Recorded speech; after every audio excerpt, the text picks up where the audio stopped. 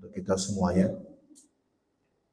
Sesuatu yang harus kita sadari selalu, ikhwan dan akhwat, bahwa tidak ada satu kebaikan pun yang kita rasakan, kita jumpai, kita dapatkan, sekecil apapun itu, melainkan itu hanya atas ketentuan yang Allah telah tetapkan. Maka mari kita wujudkan rasa syukur kita kepada Allah dengan semakin mengagungkan Allah, memuliakan dan membesarkannya. Salawat serta salam dengan tulus dan ikhlas kita panjatkan untuk membuka majelis kita bagi Nabi kita Nabi besar Muhammad sallallahu alaihi wasallam.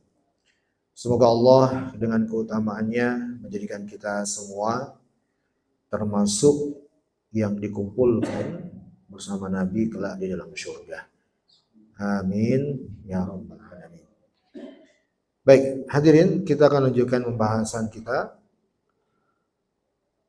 dari kitab Al-Ushul Tsalatsa, dan saya ingatkan kepada semua hadirin, majelis kita ini majelis interaktif. Ya, saya lebih suka kalau hadirin ya, ikut serta untuk berdiskusi atau bertanya terkait dengan materi, sehingga majelis yang kita jalani adalah majelis yang interaktif, tidak satu arah. Maka saya sangat membuka diri kalau ada di antara hadirin yang ingin bertanya, berdiskusi pada hal-hal yang akan kita bahas terkait dengannya. Karena memang sejumlah masalah itu teman-teman butuh diperjelas. Ya. Mungkin teman-teman bisa menangkap sekilas, tapi kalau dipikirkan lebih jauh, ini barangkali masih butuh untuk diperjelas. Dan jangan sungkan untuk menyampaikan hal-hal yang semisal itu, bila memang dibutuhkan. Baik, kita masuk ke pembahasan inti ya, jantung dari usul yang pertama. Dari 3 usul, 3 perkara yang sangat mendasar bagi setiap hamba, bagi kita semua. Usul yang pertama itu adalah tentang keharusan kita mengenal Tuhan yang kita sembah. Siapa Tuhan kita? Allah Subhanahu wa taala. Umair, kenapa antum meyakini Allah sebagai Tuhan yang antum?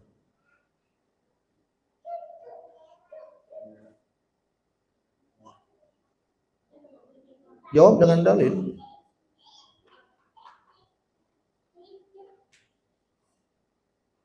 Nah, harusnya gampang. Hah? Nah, kenapa Anda menjadikan Allah sebagai Tuhan bagi Anda? Yang Anda sembah, yang Anda agungkan. Bapak bisa jawab apa? Hah? Mas Ade? Jadi kita selama ini menjadikan Allah sebagai Tuhan, apa landasannya? Ya itu dia, barakallahu fiik. Kan sudah kita pelajari. Allahumma musta'an. Al-Fatihah ayat pertama. Fa idza qila lak man rabbuk, apabila ditanyakan kepadamu siapa Tuhanmu, maka jawablah Allah. Karena Allah sendiri berfirman, Alhamdulillahirabbil alamin. Segala puji bagi Allah, Tuhan bagi semesta alam. Ayat ini menunjukkan bahwa Allah itu Tuhan saya. Kenapa? Karena Allah dengan tegas menerangkan, menegaskan, menjelaskan dirinya adalah Tuhan bagi semesta alam, dan saya termasuk bagian dari alam itu. Ayo pastikan kita itu belajar ini untuk membangun keberagaman kita di atas dasar ilmu. Ini tujuan utama kita belajar. Jadi Anda meyakini Allah sebagai Tuhan, jawabannya harus dengan dalil, bukan karena berpikir secara logika, enggak, bukan. Dalil memang begitu, beragama harus dengan dalil. Berkeyakinan dalam agama ini harus dengan dalil. Kalau enggak dengan dalil berarti kita beragama, kalau enggak hanya karena ikut-ikutan orang banyak atau karena ikuti akal pikiran kita, nah itu semua kesesatan. Dengan dalil. Jadi sekali lagi, Pak Richard, antum meyakini Allah sebagai Tuhan antum? Apa dalilnya? Bunyi kan? Apa artinya? Dari ayat ini mana sisi pendalilan, mana yang menunjukkan bahwa dasarnya Allah itu hanya antum. Nah, baik, karena kita termasuk dari alam semesta itu. Baik, barakallahu. Kita telah mengenal juga sebagaimana dijelaskan oleh Syekh rahimahullah, bagaimana cara untuk kita mengetahui, memantapkan lagi bahwa Allah itu dua cara ya. Cara yang pertama apa Pak Heri? Nakliyah, yaitu apa? Ya, dengan ayat Al-Quran, dengan dalil. Cara yang kedua yaitu ya memperhatikan alam semesta ini, bahwa tidak mungkin terjadi dengan sendirinya kecuali ada yang mencipta dan mengaturnya. Sampailah pada titik kesimpulan ya bahwa itu semua adalah Allah jawabannya. Kita juga telah mengenal setelah itu, kalau sudah mantap kita tahu dengan yakin Allah Tuhan kita, maka konsekuensinya adalah kita menyembahnya.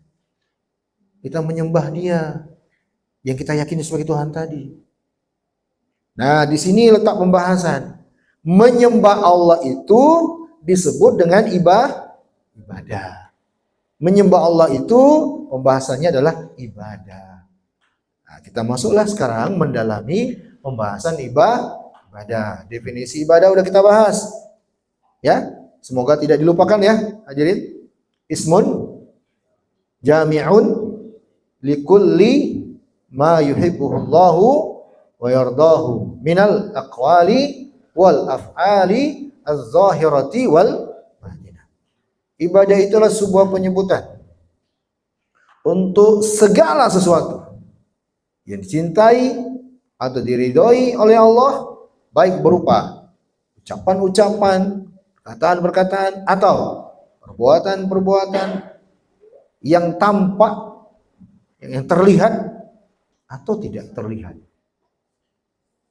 Nah, setelah itu kita pun membahas contoh-contoh yang disebut dengan ibadah. Ya, sebelumnya kita pun telah mantap dari definisi ibadah tadi bahwa tidaklah sesuatu layak disebut ibadah kecuali apa? Ada dalil, gitu ya. Itu sederhananya. Kenapa? Karena menetapkan sesuatu itu sebagai ibadah otomatis menetapkan sesuatu itu dicintai atau diridhai oleh Allah.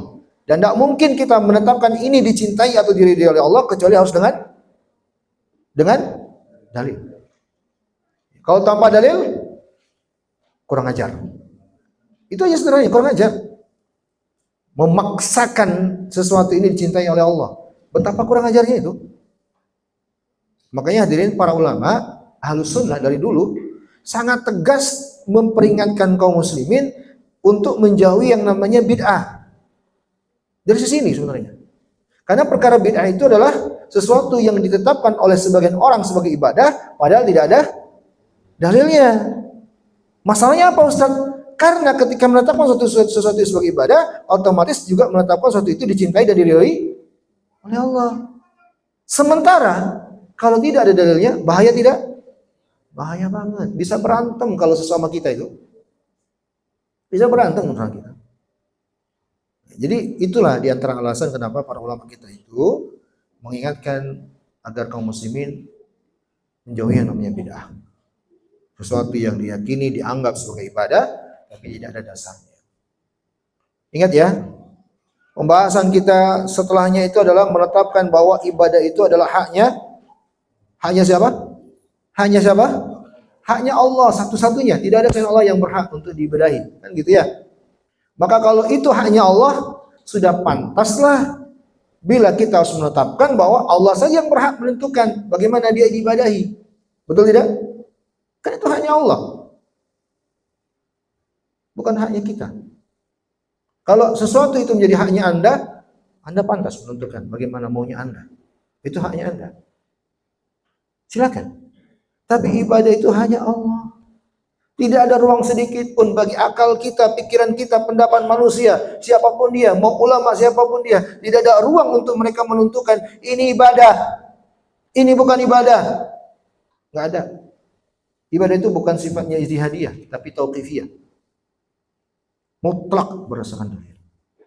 Jadi ingat aja kunci-kuncinya, poin-poinnya teman-teman.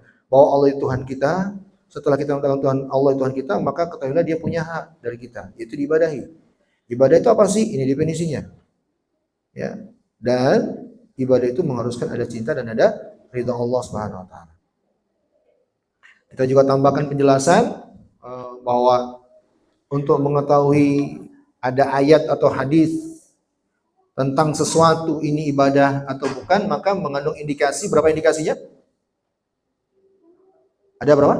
4. Pertama, Mas Ade, bila mengandung kalimat perintah. Yang kedua, mengandung kalimat dicintai oleh Allah atau diridhoinya. Yang ketiga, ya diridhoi. Oke, yang keempat, ada pujian dari Allah. Jadi tidak selamanya keterangan dalam ayat atau hadis tentang sesuatu lalu kita katakan itu ibadah. Enggak. Nah, itu fungsinya penjelasan itu. Ya, untuk antum bisa mengetahui dari ada sebuah ayat atau hadis ini ibadah atau bukan. Itu indikasinya. Ya kalau mau simpelnya tentang apa itu ibadah, dalil ada enggak? Nah, memang simpelnya itu, sangat simpel sekali. Tapi kita belajar lebih jauh. Nah, setelah itu masuklah pembahasannya, kita akan lanjutkan pada kali ini contoh-contoh ibadah. Contohnya apa? Ibadah. Sekali lagi saya mengajak teman-teman semua yang belajar agar mari mencermati penjelasan pembahasan ini dengan baik. Karena ini terkait dengan haknya Allah Subhanahu wa taala yang kita sembah.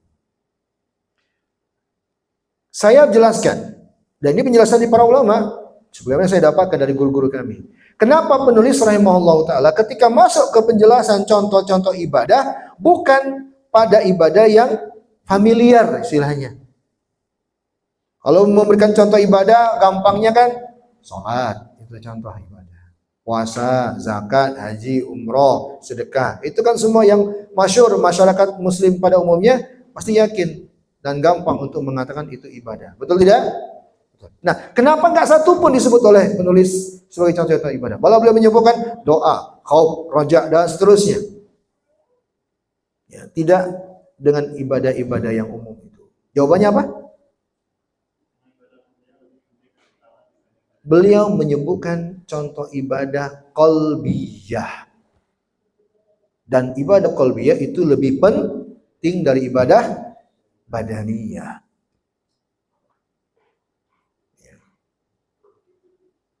Dan di sini yang banyak masyarakat kita nggak tahu. Baik ya, mohon kita cermati bersama. Kita lanjutkan ya. Jadi kita akan meneruskan penyebutan contoh ibadah yang disebut oleh penulis rahimahullah. Sebelumnya kita bahas tentang doa ya. Betul tidak? Doa itu apa? Secara bahasa meminta. Kalau secara istilah apa doa secara istilah?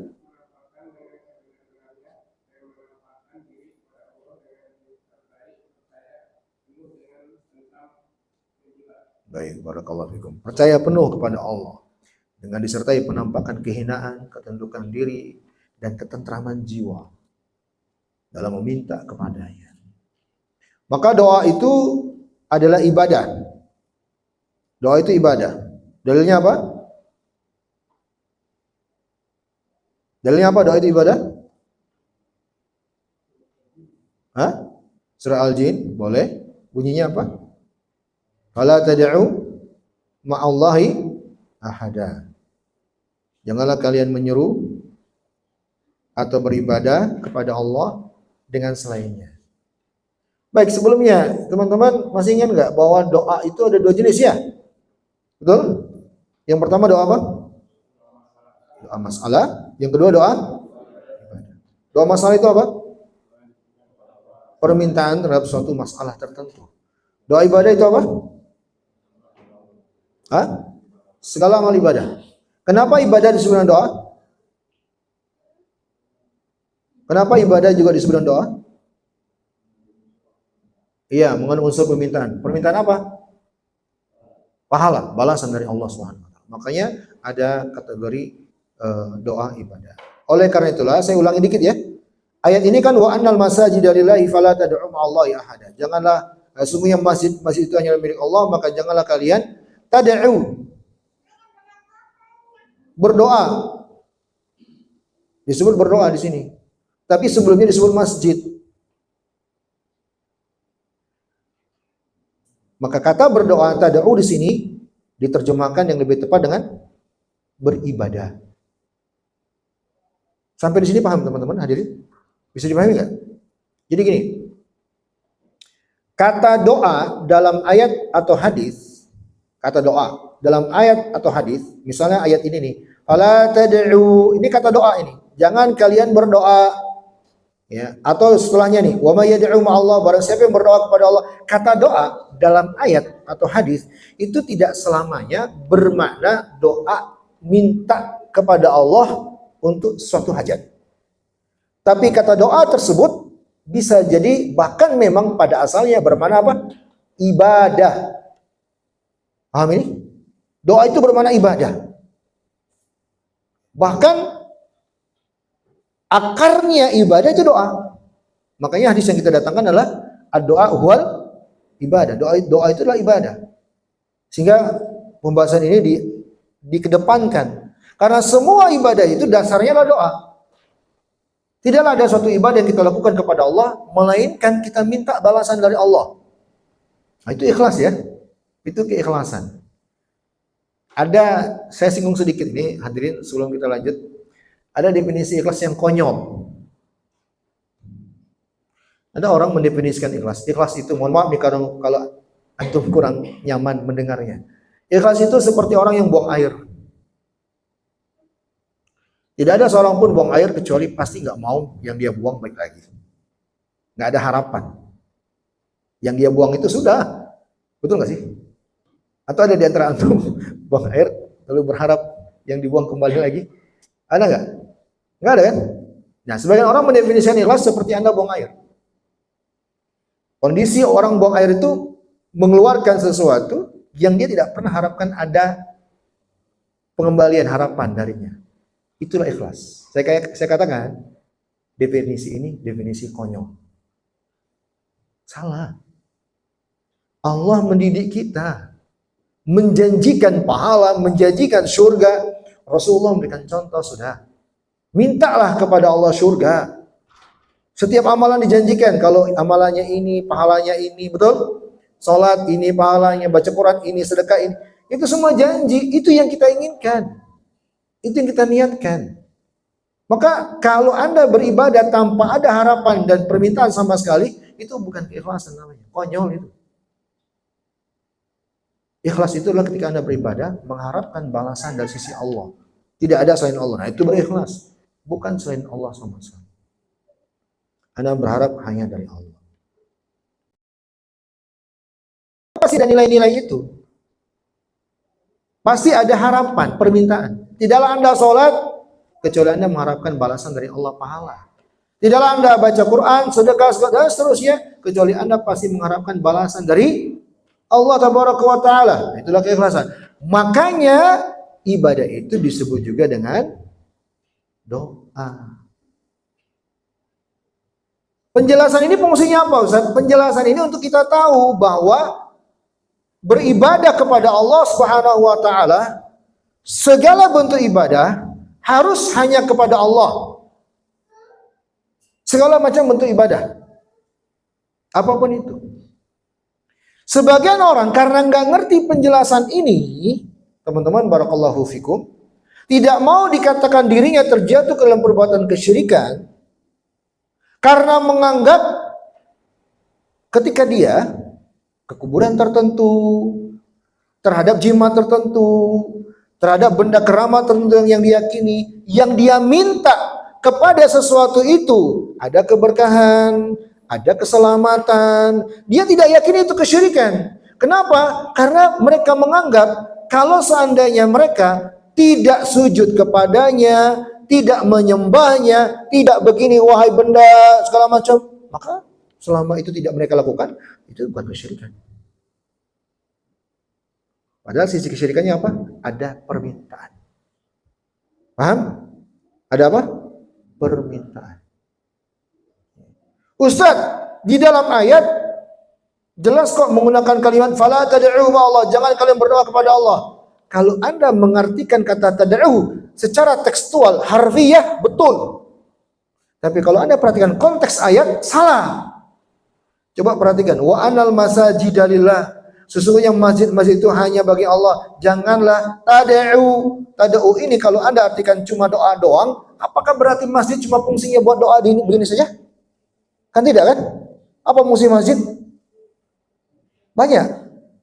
Sholat di sana, baca Quran di sana, sedekah di situ, belajar di sana, semua macam banyak ibadah di situ, bukan cuma begini. Maka ayat ini bukan cuma tentang ini, begini. Paham? Semoga dipahami ya. Baik, nah kita telah selesai. Kita pun telah membahas pada asalnya meminta itu hanya kepada Allah, tidak boleh kepada selain Allah, kecuali bila terpenuhi berapa syarat? 4 syarat. Itu diingat ya. Sampai akhir pembahasan itu akan selalu kita hadirkan. InsyaAllah ta'ala. Nah kita masuk contoh ibadah selanjutnya. Perhatikan. Qala al-muallif wa huwa Syekh Muhammad At-Tamimi, Syekhul Islam fi asrihi, wa huwa Abu Abdullah wa qila Abu Ali rahimahullahu ta'ala rahmatan wasi'ah.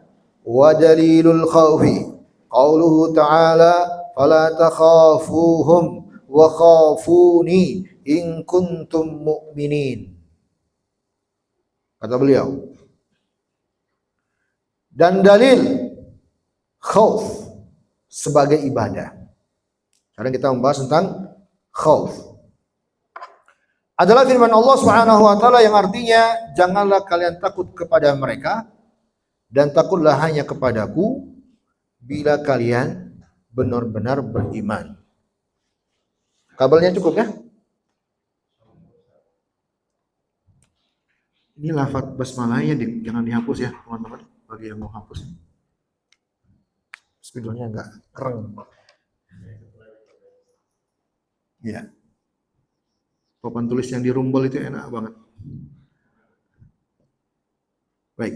Pembahasan kita selanjutnya teman-teman, ibadah yang disebut dengan al-khauf dalam bahasa Arabnya.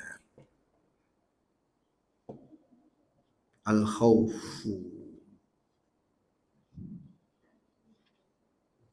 Antum yang belajar usul salasa wajib harus tahu penjelasan ini karena di sini inti pembahasan usul salasa, ibadah-ibadah ini, ibadah-ibadah yang sifatnya qalbiyah ini, yang didalami, yang ditekuni, itu diketahui dengan baik, dikuasai dengan baik. Al-khauf kalau terjemah tekstualnya artinya apa? Takut.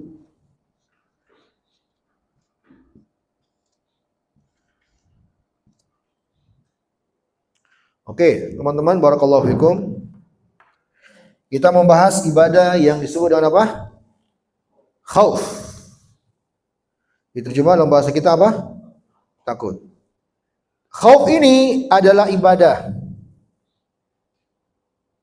Beliau telah pastikan, makanya beliau jadikan sebagai contoh untuk penjelasan ibadah. Beliau sebutkan khauf diantaranya. Lalu beliau datangkan dalil yang menjadi dasar untuk mengatakan khauf ini adalah ibadah. Saya minta teman-teman cermati ayatnya di surat Ali Imran 175. Allah firman, "Fala takhafuhum wa khafuni in kuntum mu'minin." Semuanya melihat ayatnya? Semua melihat ayatnya? Saya minta kita mengaplikasikan ilmu yang telah kita pelajari terkait dengan apa indikasi untuk sebuah ayat atau hadis tentang sesuatu yang disebut di dalamnya bahwa itu adalah ibadah. Apa indikasinya? Saya tanya Pak Heri. Pak Heri siap saya tanya? Beliau jadikan ayat ini adalah dalil yang menunjukkan bahwa khauf itu ibadah. Saya tanya antum, dari sisi mana dalam ayat ini yang menunjukkan bahwa khauf itu ibadah? Yang lebih spesifik? Yang lebih spesifik? Apa itu? Baik, berarti kategorinya masuk ke mana itu? Indikator yang mana? Lah. 4 indikator. Dari 4 indikator itu masuk yang ke mana nih? 4 indikator yang menunjukkan bahwa sesuatu itu adalah ibadah. Ya, berarti dia masuk kepada adanya kalimat perintah. Begitu. Adanya kalimat perintah. Allah berfirman, jangan kalian takut kepada mereka, takutlah kalian kepadaku. Takutlah kepadaku, kata Allah. Berarti kita diperintah untuk takut kepada Allah. Maka sebagaimana telah kita pelajari, kalau begitu takut itu adalah ibadah. Kenapa? Karena Allah perintahkan. Takut kepadanya. Sampai di sini paham, hadirin? Sampai di sini paham? Ada yang mau tanya? Paham ya? Jadi khauf sudah jelas adalah ibadah. Apa dasarnya? Ayat. Allah perintahkan untuk kita takut padanya. Sekarang kita akan dalami apa itu takut. Khauf. Ya. Teman-teman barakallahu fikum, para ulama kita menjelaskan yang namanya takut, di antara Syekh Ibnu Utsaimin rahimahullahu taala menjelaskan definisi takut. Ya, saya jelaskan dengan bahasa sederhana aja. Takut itu kalau secara bahasa, khauf atau takut dalam bahasa kita, secara bahasa adalah dia adalah kata lawan dari al-amnu. Dia adalah lawan kata aman, tenang, tentram. Itu takut. Ketika tidak ada ketentraman, itulah takut. Tidak ada rasa aman, itulah namanya takut. Tidak ada ketentraman, itulah takut secara bahasa. Adapun secara istilah, kata para ulama di antara Syekh Ibnu Utsaimin, infi'alu yaslu bi tawaqqu'i ma fihi darar au halak. Rasa cemas yang muncul di hati seseorang terhadap sesuatu yang diyakini atau dianggap membahayakan dirinya.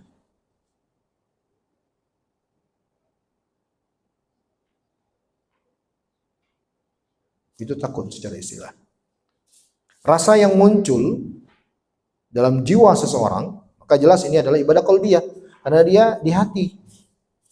Ketika di hati seseorang muncul khawatir, cemas terhadap sesuatu yang dianggap sesuatu ini bisa membahayakan dirinya, merusak ketenangannya, mengkhawatirkan dirinya, itulah takut.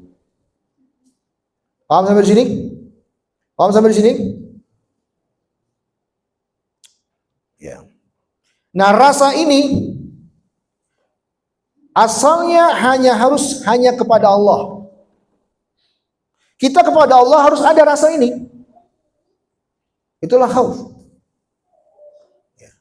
Kita sangat mengkhawatirkan diri kita bahwa Allah benar-benar bisa dengan kuasanya membinasakan kita, menetapkan terjadinya mudarat terhadap kita. Itu betul-betul di atas kuasa Allah tabaraka wa taala. Paham? Paham sampai di sini? Dan itu yang Allah perintahkan dalam ayat tadi. Fala takhafuhum, jangan kalian takut, miliki rasa yang seperti tadi definisinya kepada siapapun selain Allah, tapi miliki rasa yang tadi definisinya kita bahas hanya kepada Allah. Yang kalian merasa cemas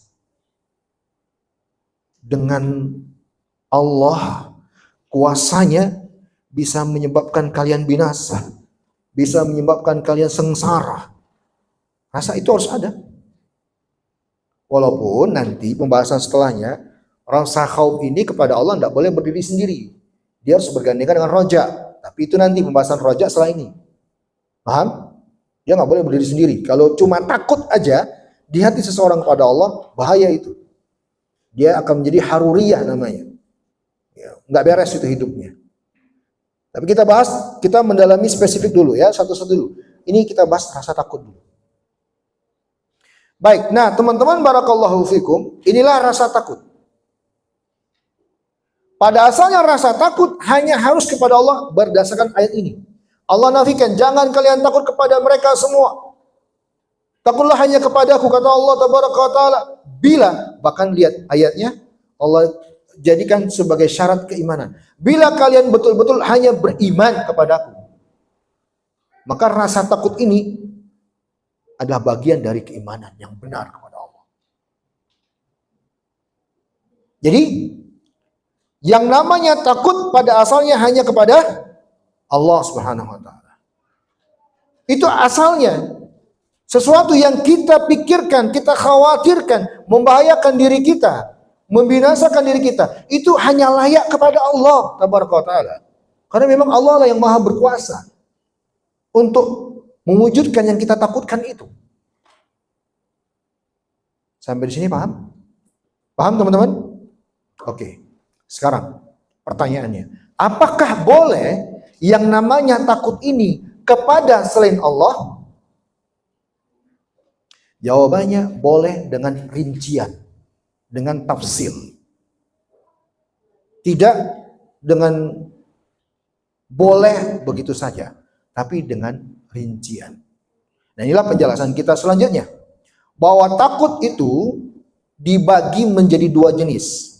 Ini pembagian sebagai kesimpulan ya. Jadi para ulama membagi takut itu ada yang menjadi 3 jenis, ada yang menjadi 2 jenis. Yang paling simpelnya 2. Antum boleh menulis dengan pertama yang namanya khauf atau takut bernilai ibadah. Yang kedua takut yang bernilai tabiat.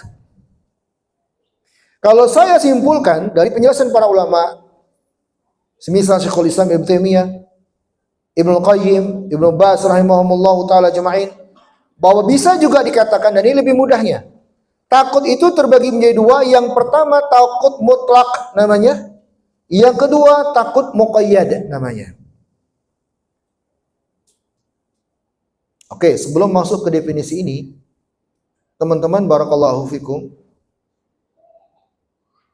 untuk pertanyaan bolehkah kita takut kepada selain Allah? Jawabannya boleh dengan apa? Rincian. Kenapa jawabannya boleh? Karena ternyata Allah tabaraka wa ta'ala sendiri menetapkan pada diri para nabinya ada rasa takut kepada selain Allah. Misal di surat Al-Qasas tentang kisah Nabiullah Musa alaihi salatu wassalam, yang antum semua insya Allah tidak asing kisahnya, ketika Nabi Musa habis mukul orang lalu meninggal orang itu. Kenapa? Akhirnya apa? Penguasa Mesir saat itu kan ingin menangkap Nabi Musa kan? Betul? Maka dikabarkan kepada Nabi Musa, para penguasa di negeri ini akan menangkapmu, memberi hukuman. Maka disebut oleh Allah dalam Al-Quran ayat, wa ja'a rajulun min aqsal madinati yas'a qala ya Musa innal mala ya'tamiruna bika liyaqtuluk fakhrij inni laka minan nasihin fakharaja minha khaifan yataraqqab.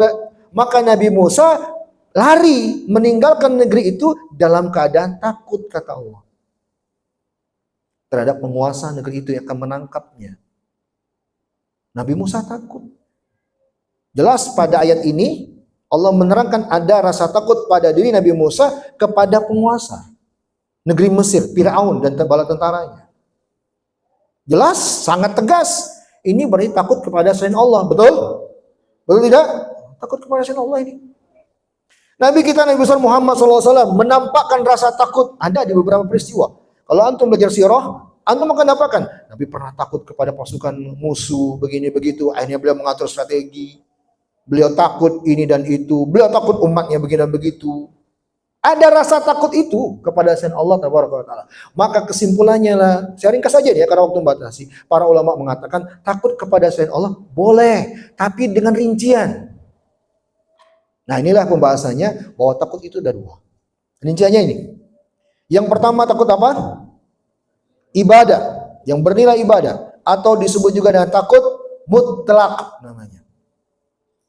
Yang bagaimana takut jenis pertama? Ini yang harus kita perhatikan dengan baik. Jangan sampai kita terjatuh pada takut yang bernilai ibadah tanpa disadari telah melakukan perbuatan kesyirikan.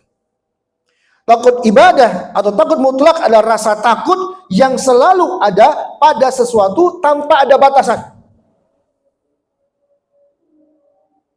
Ya. sehingga membuat seseorang terhadap yang ditakuti seakan-akan menghambakan dirinya, menghinakan dirinya, mengandung nilai-nilai ibadah. Dari mana ibadah yang telah kita ketahui? Tazallul wal khudu' dan seterusnya. Dia ada rasa takut kepada sesuatu tanpa batas.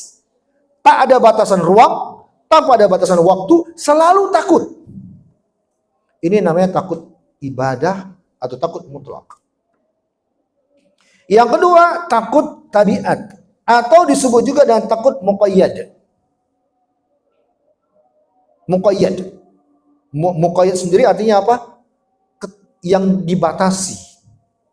Yaitu rasa takut yang muncul terhadap sesuatu yang ada hubungan sebab akibatnya.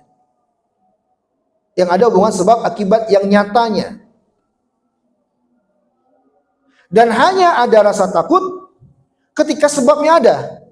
Bila tidak ada sebabnya, maka hilang pula rasa takut. Maka ini namanya takut tabiat. Atau takut muqayyad. Nah, dari jenis pembahasan takut dua ini, yang boleh kepada selain Allah adalah takut tabiat atau muqayyad. Ada pun takut mutlak hanya kepada Allah tabaraka wa taala. Kita belum adzan ya? Belum ya? Kita tidak mengikuti jumhur ya. Mari kita cermati pembahasan rasa takut. Jadi takut itu terbagi menjadi dua. Yang pertama takut apa? Ibadah atau mutlak. Yaitu takut apa? Rasa takut tanpa batasan. Apakah waktu, ruang. Yang kedua takut apa? Tabiat atau muqayyad. Itu yang rasa takut yang ada keterbatasannya. Yaitu ketika ada sebab akibat yang nyata. Yaitu penjelasan para ulama di antara Syekh Shalih Fauzan.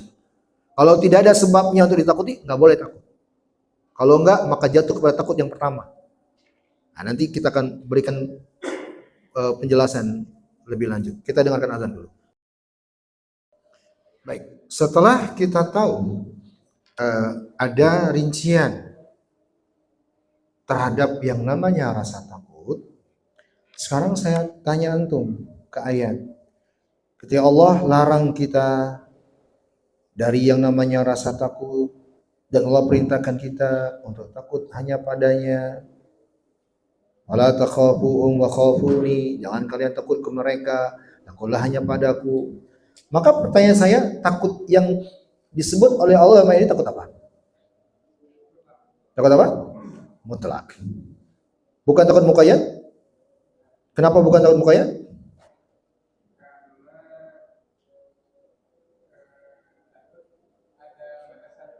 Karena ada ayat lain yang Allah tetapkan Nabi Musa takut kepada selain Allah. Ingat, itu jawabannya. Allah tetapkan ya, para nabinya, bukannya Nabi Musa sebenarnya, tapi kalau mencontohnya Nabi Musa. Allah sebut Nabi Musa takut kepada penguasa Mesir. Ya. Kalau takut secara keseluruhan itu yang diinginkan dalam ayat ini, maka berarti Nabi Musa telah terjatuh ke dalam pelarangan. Paham? Mungkin enggak? Mungkin tidak? Ya enggak mungkinlah Nabi Musa melakukan larangan. Nabi kok. Paham? Jadi jelas sudah. Berarti ayat itu mengandung perintah terkait rasa takut yang bersifat mutlak. Takut ibadah. Takut ibadah itu apa? Takut yang ada pada diri seseorang tanpa adanya batasan ruang dan waktu. Selalu takut. Dimanapun ia berada, selalu takut. Nah, takut yang kayak gini hadirin, tidak boleh ada pada diri seseorang kecuali hanya ditujukan kepada Allah. Adapun selain Allah, takut boleh. Tapi sifatnya terbatas pada perkara secara tabiat dan muqayyad ketika ada sebab akibat. Saya tanya nih hadirin, antum ada nggak rasa takut sekarang ini? Ada nggak rasa takut di hati antum? Cemas, khawatir terhadap ular? Saya tanya, sekarang ini takut nggak? Hah? Saya tanya, takut? Saya tanya sekarang ini, saat ini, takut tidak? Hah? Ya, betul jawabannya. Kalau antum jawab takut mutlak itu syirik itu antum. Paham nggak? Di situ letak pembahasan kita, di situ. Paham ya? Jelas jawabannya tidak, karena nggak ada ularnya. Tapi coba tiba-tiba ada ular, lari ke bilik semua antum takut. Nah, itulah takut muqayyad tabiat. Boleh tidak itu? Boleh. Maka keliru kata orang prinsipnya seakan-akan benar. Nggak ada takut itu hanya kepada Allah. Nggak ada takut, nggak boleh takut kepada selain Allah, nggak boleh. Konyol itu. Ada pembahasannya. Takut kepada selain Allah itu ada yang dibolehkan. Yang begini nih, yang tabiat muqayyad. Paham? Ya. Antum, kalau takutnya antum kepada ular selalu ada di hati antum, itu takut mutlak. Kita dulu hadirin di masa pandemi, hampir-hampir semua kita kaum muslimin jatuh kepada takut mutlak. Paham nggak? Rusak betul dulu di masa itu ya, di poin ini ya, di masalah takut. Sampai-sampai di kamar pribadinya bersama istrinya pun takut nanti ada virus. Padahal sudah sedemikian rupa penjagaan dirinya. Oh, nggak boleh sejauh itu harusnya. Takut ya wajar, kalau kita keluar takut tertular wajar, masih logis. Tapi kalau sudah sedemikian rupa, ya nggak boleh juga lah berlebih-lebihan. Jadi takut mutlak itu. Jadi takut kalau kepada Allah harus sifatnya mutlak, nggak boleh ada batasan. Kalau antum takutnya kepada Allah ada batasan, berarti antum melecehkan Allah karena takutnya antum adalah takut tabiat, sama takutnya antum kepada makhluk. Kesyirikannya di situ. Paham? Maka mari teman-teman kita perbaiki rasa takut kita kepada Allah. Bahwa tidak hanya kita takut kepada Allah ketika di masjid. Di luar masjid nggak takut. Ketika keramaian, ketika di tengah kesepian nggak takut. Ketika di suatu kondisi tidak kondisi yang lain, itu takut muqayyad, bukan kepada Allah itu. Kalau kepada Allah hanya takut mutlak. Nah, kepada selain Allah, Anda silakan takut bila ada sebab akibat yang nyata, yang betul-betul sesuai definisi. Ada sebab yang dengannya berpotensi menimbulkan mudarat, mafsadah. Kalau enggak boleh. Takut misalnya kepada sesuatu yang ada sebab akibatnya, apa-apaan kayak gitu. Enggak ada. Ya. Sekarang saya tanya antum, kepada jin, makhluk gaib, boleh nggak kita takut kepada mereka? Hah? Benar. Saya tes tentu. Ayo, kalau bilang enggak, saya tes loh. Takut kepada jin, saya tanya jamaah, boleh nggak? Apa zin? Masya Allah. Anak tes antum berjalan di tengah kuburan sendirian. Baik, ini khusus masalah jin. Kalau antum perhatikan ayat yang kita baca, yang dijadikan dalil dalam masalah ini oleh Syekh, itu di surah Ali Imran 175. Kelengkapannya justru ayat ini konteksnya terkait dengan jin, syaitan. Di awal ayat Allah sebut innama dzalikumus syaitan yukhawifu awliya'ah fala takhafuhum wa khafun in kuntum mu'minin. Syaitan itu, jin itu, syaitan dan jin sama, satu jenis, satu bangsa. Hanyalah menakut-nakuti kalian ya, dengan para walinya. Jangan takut kepada mereka, takutlah hanya kepadaku. Ya kalian betul-betul beriman. Tapi bersama dengan itu Abazid, ada ayat yang Allah perintahkan kita memohon perlindungan kepada Allah dari syaitan. Khususnya ketika membaca Al-Quran. A'udzubillahi minasyaitonir rajim. Betul? Masuk kamar mandi, Nabi contohkan membaca doa yang mengandung makna minta perlindungan kepada Allah dari syaitan. Betul? Nah, komprominya gini ya Bazid. Untuk jin dan syaitan dan sebangsanya dari makhluk gaib, kalau terkait dengan perkara lahiriah, nggak boleh kita takut. Yang kita takut dari mereka dan kita minta perlindungan kepada Allah darinya adalah bisikan mereka, godaan mereka, pengaruh darinya, bukan secara fisik. Nah, ini penjelasan rasa takut yang selanjutnya.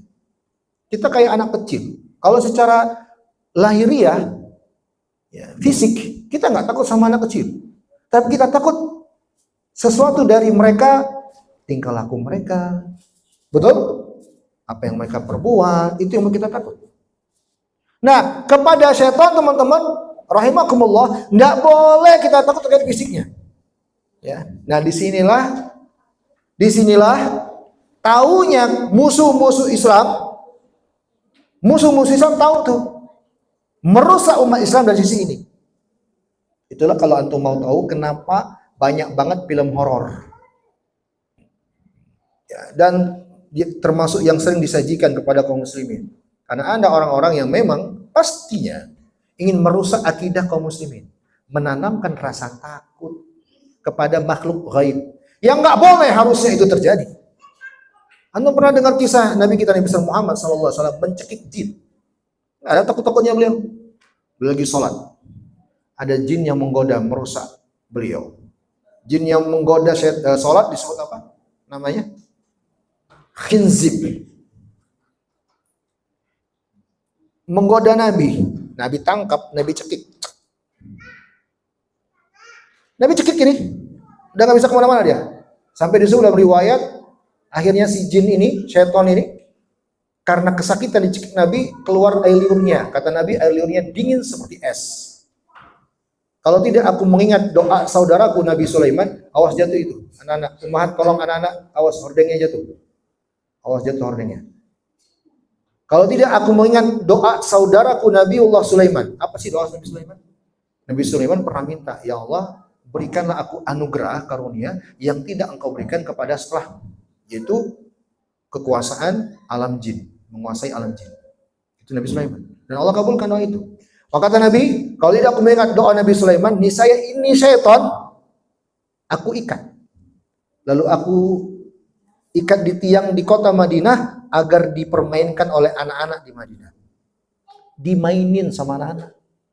Kayak kucing. Merinding nggak antum? Merinding nggak ini? Kata orang sekarang kan merinding. Antum pernah dengar kisah Abu Hurairah menangkap syaitan pencuri zakat? Pernah dengar kisahnya? Pernah juga dengar kisah Ubay bin Ka'ab menangkap syaitan? Kalau Ubay bin Ka'ab hadisnya beliau pegang tangannya, beliau lihat tangannya seperti tangan anjing. Seperti kaki anjing. Ini semua menceritakan bahwa kalau terhadap fisiknya, bentuknya, kalau seandainya mereka memperlihatkan, dan mungkin tidak akan bisa. Makhluk gaib itu nggak akan bisa menampakkan wujud aslinya kepada kita dengan hakikat. Tapi mereka menyerupakan bentuk lain. Begitu caranya mereka. Maka bukan kepada bentuk fisiknya mereka yang kita takuti. Dan tidak boleh. Itulah yang Allah larang di sini. Karena terputus hubungan sebab akibat. Kalau kita takut terkait dengan itu, jatuh kepada takut mutlak. Syirik. Takutnya kita kepada mereka adalah karena godaan mereka. Bisikan mereka. Was-was dari mereka. Itulah yang Allah perintahkan kita berdoa di surah An-Nas. Tapi nyatanya kan tidak ya. Berhasillah musuh-musuh Islam membuat anak-anak kaum muslimin penakut. Mati lampu saja teriak, "Abi, Ubi, mati lampu." Jangan-jangan bapaknya juga.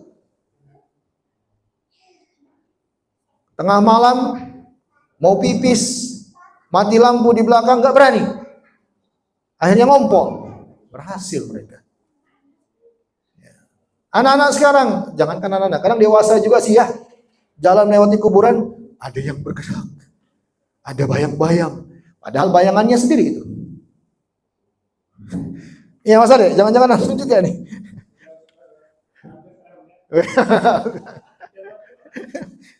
Gak boleh hadirin. Lawan, gak boleh. Syaitan itu aslinya Allah sebut dalam ayat ini, innama yukhawwifu. Yukhawwif itu artinya menakut-nakuti. Pertama, antum harus tanamkan keyakinan. Tapi ini jenjang yang atas hidayah dari Allah dengan belajar sih ya. Perkuat tauhid. Sampai ke jenjang itu nanti antum insyaallah taala. Enggak ada rasa takut sama sekali. Bahwa pertama, Allah larang kita takut kepada mereka secara fisik ya. Kita takut kepada mereka pada apanya? Apanya? Bisikannya, godaannya. bukan pada fisik. Ini yang pertama. Yang kedua, manusia itu adalah makhluk yang Allah ciptakan lebih mulia dari mereka. Ini saya jelaskan motivasi untuk antum nggak takut. Supaya antum nggak takut. Nanti pulang jangan sampai kepikiran. Nggak jadi pulang, berhenti di jalan. Lihat gerak-gerak. Yang ketiga, hadirin, telah terdapat contoh tauladan dari para nabi, para sahabat. Tidak ada rasa takutnya mereka kepada syaitan. Umar itu apa lagi? Umar bin Khattab itu jangan ditanya. Syaitan pun takut sama dia.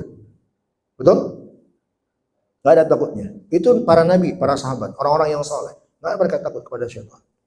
Yakinilah teman-teman, barakallahu fikum, apapun yang timbul dari mereka yang memudaratkan manusia, itu karena ketentuan dari Allah Jalla wa'ala. Dan Allah telah berikan kunci rahasia untuk terjaga dari gangguan mereka dengan memperbanyak dan memperkuat hubungan Anda dengan Allah, dengan zikir. Zikir pagi, zikir sore, dan seterusnya. Dari banyak hal, antum jangan lepas zikir. Itulah cara melindungi diri dari mereka. Kalau masih terjadi juga, itu ketentuan Allah sebagai ujian tentang keimanan. Paham sampai di sini? Paham sampai di sini? Masih takut juga? Allah musta'an. Jadi teman-teman, barakallahu fikum, ya. Inilah pembahasan rasa takut. Maka untuk kita semua, mari memastikan rasa takut di diri kita. Pasti kita semua ada rasa takut. Banyak hal rasa takut yang banyak hal perkara yang kita takut terhadapnya. Banyak itu. Jangan berlebih-lebihan. Jangan jatuh kepada takut mutlak. Paham? Silakan takut kalau memang ada sebab akibatnya secara tabiat, ya, dan nyata sebabnya. Dan tidak boleh kalau tidak ada. Hilangkan rasa takut bila sebab akibat itu juga hilang. Harus dilawan. Kalau enggak, kita jatuh kepada takut mutlak, dan itu hanya haknya Allah Subhanahu wa ta'ala. Maka kurangilah atau jauhilah hal-hal yang bisa menjatuhkan kita kepada takut mutlak. Dari tontonan, dari informasi-informasi, pemberitaan-pemberitaan, terlalu banyak itu. Ya, yang membuat kita akan terjatuh dalam perbuatan kesyirikan di masalah ini.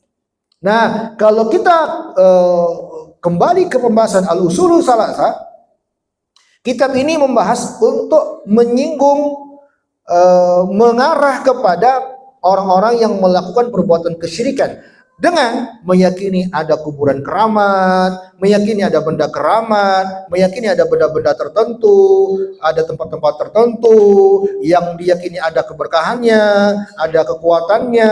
Kalau menyelisih itu semua, kalau tidak beradab dengan itu semua, ditakutkan nanti ada bencana, takut sakit nanti, takut nanti celaka nanti. Kalau lewat di situ kan ada kuburan tuh, permisi dulu, kalau enggak nanti takut loh. Nah, ini dia bahasanya. Takut itu takut mutlak. Kesyirikannya di situ. Datang ke kuburan, ada kuburan yang dikeramatkan, ziarahi, adakan haul. Kalau enggak, takut nanti bencana Indonesia. Ada kiai, antum pernah dengar namanya Zubair, Ma'mun Zubair ya, Maimun Zubair. Kuburannya di Mekah. Betul. Orang Indonesia yang hulu kepada beliau ini meyakini bahwa kuburan itulah yang menjadi sebab negara Indonesia ini terjaga. Hebat banget ya. Stres kita kalau mikirin kesyirikan orang dari mana gitu loh hubungannya. Allah Ustaz, masuk akal loh. La ilaha illallah. Itu takut mutlak. Dijaga itu kuburan-kuburannya, diziarahi itu, kalau enggak bencana Indonesia. Saya enggak rekayasa, suatu saat kalau saya mampu, saya akan hadirkan buktinya. Terus saya punya filenya. Tujuan saya apa? Karena saya dulu pernah mengajar online jenjang kuliah supaya ilmiah, saya hadirkan buktinya. Saya suruh peserta, coba kalian bahas kesyirikannya di mana ini. Saya punya file, saya kumpulkan di rumah, di laptop saya. Jadi yang saya sampaikan ini bukan rekayasa, betul-betul ada yang meyakini itu. Kuburan-kuburan tertentu di Indonesia ini yang mereka yakini punya pengaruh untuk kebaikan negeri ini dan punya pengaruh timbulnya bencana di negeri ini. Mantap. Masya Allah. Jadi ini pembahasan kita malam hari ini tentang rasa takut. Jadi jangan pernah ada rasa takut kalau keluar malam-malam lewati kuburan. Ya, Mas Ade, kalau ada yang minta tolong perbaiki AC dan ternyata rumahnya di tengah kuburan, ya apa tahu, siapa tahu customer beliau kita nggak tahu. Antum katakan saya udah belajar usul salasah. Hah? Saya tanya ke antum, wajar nggak? Tabiat tidak? Ada sebab akibat tidak? Enggak usah antum jelaskan itu. Hanya cuma tanya, ada sebab akibat nggak berarti itu? Ada berarti kan? Maka takut muqayyad. Sekarang aja saya tanya antum masih takut nggak dengan komplain itu? Ada rasa takut nggak di hati antum? Sekarang ini, ya udah aman berarti. Itu aja, pastikan aja begitu. Jadi pahami? Baik, wallahu taala alam bisawab. Ya, cukup sampai di sini. La haula wala quwata illa billah, waktu sangat terbatas. Ya, kita akhiri. Sebelum saya tutup, mungkin ada yang mau bertanya? Tafadhalu, silakan. Silakan, jangan sungkan untuk bertanya. Kalau mungkin ada yang kurang. Ya, Pak Richard.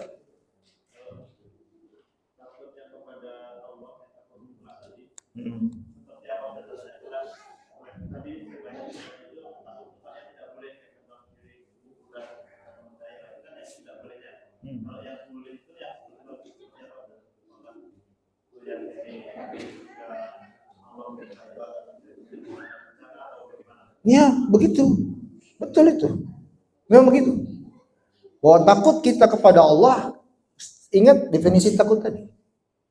Yang namanya takut itulah rasa yang muncul di hati kita terhadap sesuatu yang kita yakini akan bisa punya kuasa menimbulkan mafsadah, menimbulkan kebinasaan, menimbulkan kecelakaan.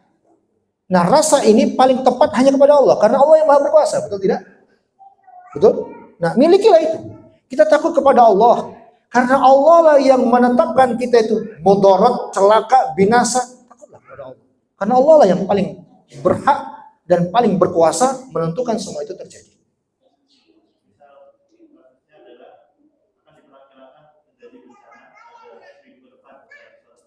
Oke. Ya.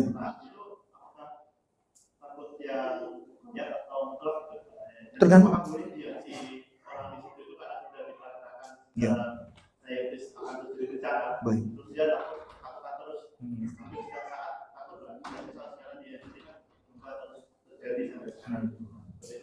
Ya, pertama, nah inilah fungsinya kita belajar ya. Masyarakat awam kita pada umumnya kan karena memang jauh dari ilmu ya, agak susah juga kita mau menentukan. Menjawab mereka itu bagaimana keadaannya sulit. Tapi sekarang kita aja ya. Inilah fungsinya kita belajar. Jadi selagi sesuatu itu teman-teman, nih kita langsung ke kasus saja. Ada prediksi akan terjadi bencana. Nah, selama prediksi tersebut ya, atau penelitian tersebut ada penjelasan ilmiahnya. Selama ada penjelasan ilmiahnya dan itulah sebab akibat. Kan penjelasan ilmiah itu kan pasti menjelaskan sebab kan? Betul tidak? Kalau ada penjelasan ilmiah itu dan logis, artinya bisa dicerna dengan akal dan tetap dikatakan itu hanya prediksi, bukan memastikan kan? Ya, selalu pasti bahasanya prediksi. Ya kan? Observasi dan yang semisal itu. Maka kita takut karena hal itu wajar. Saya takut. Takut akan terjadi bencana karena diprediksi seperti ini. Jangankan jauh, gak usah jauh-jauh Pak Richard.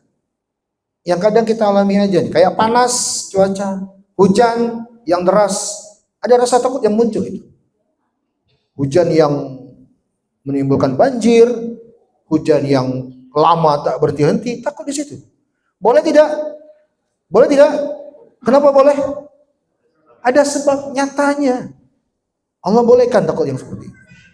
Nah, kalau begini takutnya Pak Richard, boleh.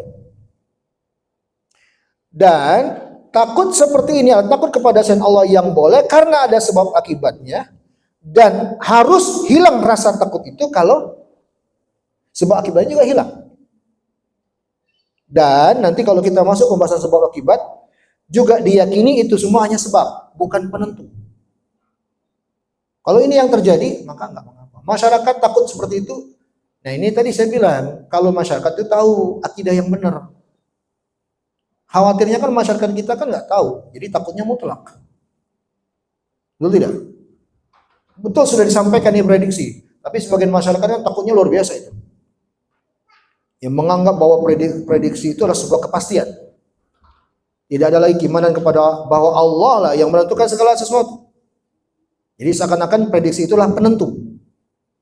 Ini rusak akidah. Nah, itu nggak boleh. Makanya kita belajar. Di sinilah fungsi peranan kita belajar. Terus terang teman-teman, antum nanti lihat ya, kita baru 2 jenis ibadah loh. Doa, yang di situ ada penjelasan permintaan kepada selain Allah, takut, ini yang kedua, yang di situ ada penjelasan takut kepada selain Allah. Saya yakin insyaallah taala antum bisa mengevaluasi diri antum masing-masing. Saya yakin ada kesyirikan yang antum jatuh ke sana dalam masalah ini. Saya yakin. Selama ini mungkin kita nggak tahu. Betul tidak? Silakan evaluasi, saya nggak perlu minta antum sebutkan itu, pasti ada. Saya juga begitu merasa dulu sebelum saya dalami masalah ini. Wah, selama ini salah kita. Syirik itu. Masalah permintaan kepada selain Allah harus ada 4 syarat. Kalau enggak syirik itu. Takut kepada selain Allah hanya pada masalah tabiat muqayyad. Kalau enggak seperti itu keadaannya, enggak boleh kepada selain Allah. Kalau enggak kesyirikan itu. Aduh, selama ini saya syirik. Pasti ada. Saya ngisi masalah ini berapa pekan yang lalu di tempat lain. Ustadz, ada yang bertanya, gimana dengan takut istri?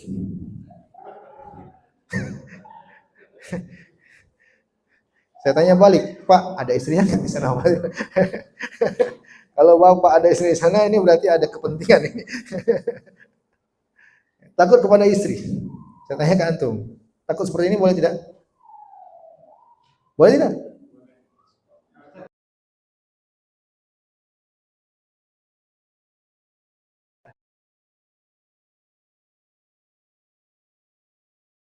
Kita diskusi dalam aplikasi kehidupan sehari-hari. Antum punya atasan, antum punya orang tua, antum punya tetangga, antum punya banyak pihak-pihak yang secara kedudukan di atas antum. Yang wajar bila ada rasa takut itu. Paham? Silakan pastikan takut itulah takut yang sifatnya tabiat muqayyad. Paham? Kalau antum sekarang istri antum nggak ada, takut juga, mutlak ini. Harus yang kayak gitu harusnya kepada Allah saja. Paham? Baik, Allah taala alam. Ada lagi yang lain? Ada pertanyaan lain? Tidak ada? Jangan membawa pulang kebingungan ya. Jangan dibawa pulang kebingungan. Saya tekankan sekali lagi, kalau bisa ya, kalau seandainya memang ada yang belum dipahami ditanyakan aja. Baik, kalau tidak ada pertanyaan lagi dari teman-teman, saya tutup pertemuan kita sampai di sini. Jazakumullahu khairan wa barakallahu fikum. Semoga yang kita pelajari Allah berikan manfaat untuk kita semuanya, dan saya mohon maaf atas segala keterbatasan dan hanya kepada Allah kita mohon ampunan. Barakallahu fikum wa akhiru da'wana alhamdulillah subhanakallahumma bihamdika asyhadu an la ilaha illa anta astaghfiruka wa atubu ilaik. Alhamdulillah. Assalamualaikum warahmatullahi wabarakatuh.